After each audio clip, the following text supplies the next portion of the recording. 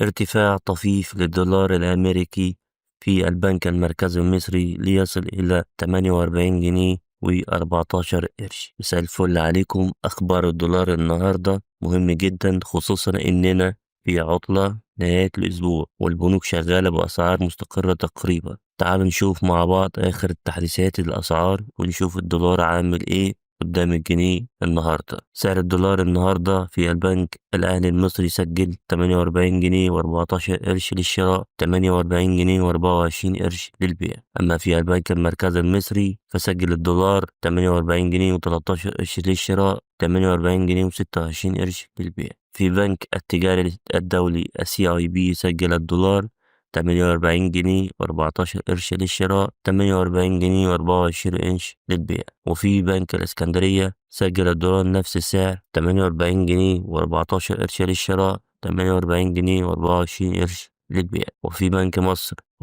وبنك أبو ظبي الإسلامي سجل الدولار 48 جنيه و14 قرش، 48 جنيه و24 قرش للبيع. أما في بنك البركة فسجل الدولار 48 جنيه و13 قرش للشراء، 48 جنيه و23 قرش للبيع. وأخيرا بنك الإسكندرية وأخيرا بنك السويس فسجل 48 جنيه و14 قرش للشراء، 48 جنيه و24 قرش للبيع. يعني نقدر نقول إن الأسعار مستقرة في كل البنوك تقريبا. وكده نكون عرفنا آخر تحديث أسعار الدولار. واضح إن السوق مستقر ومفيش تغيرات كبيرة. تابعونا عشان أي حركة جديدة في سعر الصرف هنكون أول ناس نقولها لكم. ما تنسوش تعملوا لايك وتشتركوا في القناة عشان يوصل لكم كل جديد. سلام.